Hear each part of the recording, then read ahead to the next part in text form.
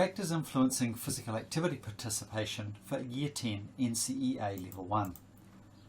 So we've already seen how interpersonal and societal influences act upon us and modify our thinking, and physical activity is no different in this respect. If you think about how you've been influenced by your parents and teachers, access to resources, what you see on TV, or even policies from the government. So the following slides give us an overview of the influencing factors that we will be considering as part of this achievement standard. Use this information on the next few slides to complete pages 12 and 13 of your workbook. So the first influence is media.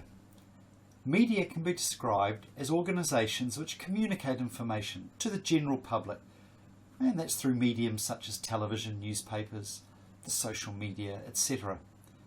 It is a very powerful influencing factor because we consume so much media.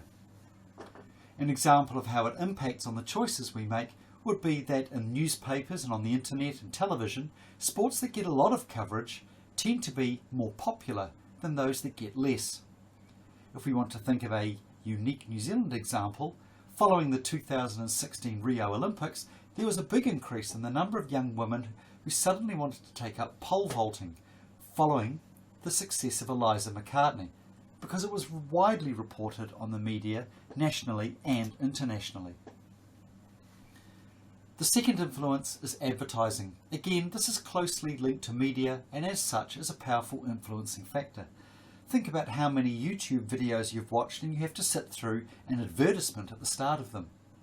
So advertising is messages which promote a product or a service to an audience. Advertising can impact positively and negatively on physical activity choices. For example, we may see a product advertised and want to try it out because we believe it may make us better. Whether it does or not is an entirely different thing. Think about how ads for Powerade, fitness equipment, gym memberships and diet programs and clothing brands are pitched to people. Influence number 3 is peers. This is about the attitudes, beliefs and behaviours of friends or classmates and teammates, usually of the same age, and how they influence your thinking. Peers are one of the most powerful influencing factors in making physical activity choices because we spend so much time with them. For example, we want to wear branded clothing or want our parents to purchase certain branded clothing to fit in with our peer group because they are wearing it. Influence number 4 is family. As it is for peers, this is about attitudes, beliefs and behaviours of family towards physical activity and how they influence your thinking. Family are also one of the most powerful influencing factors in making physical activity choices because from a very young age they have made the physical activity choices for you. So for example, parents who have negative views on the value of sport or particular sports can impact negatively on the child's belief and opportunities. And this is what we'd call poor role modelling.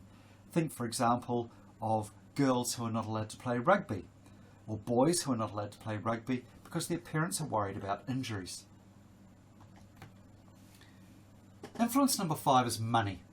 This is about the financial status of a person or a group that influences their support or choices. An example of its impact on choices would be that some sports or physical activities come with costs that mean people can't afford to participate. Money can also mean some sports have more status than others. For example, we tend to term sports such as yachting or skiing as rich person sport. Influence 6 is body image. This is how we see ourselves physically and how others tend to view or judge us. It's our impression of ourselves. So as an example of its impact, certain uniforms in some sports put people off participating because they feel they don't look good in those uniforms. Think about the kind of uniforms and body shapes that netball players have and have to wear. Think about the uniform for beach volleyball, for example.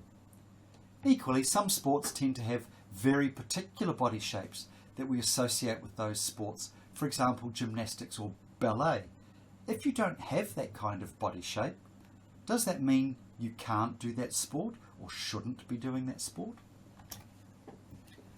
Influence number 7 is gender and roles. This is about what we expect males and females to be like in physical activity. Males to be masculine and females to be feminine.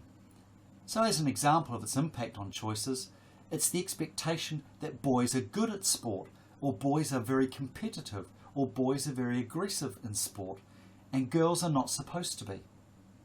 It links strongly to media, often reinforced in media, and advertising, and links to body image as well. The final factor, influence number 8, is physical activity, sport and exercise. This is about what we consider to be the value of sport compared to physical activity and exercise. Is one more important than the other? And this raises questions such as, what is physical activity? What is sport? What is exercise? So as an example of its impact on choices, if someone does not play sport, we tend to assume that they're not involved in physical activity. And this brings us to the end of this presentation. Thank you.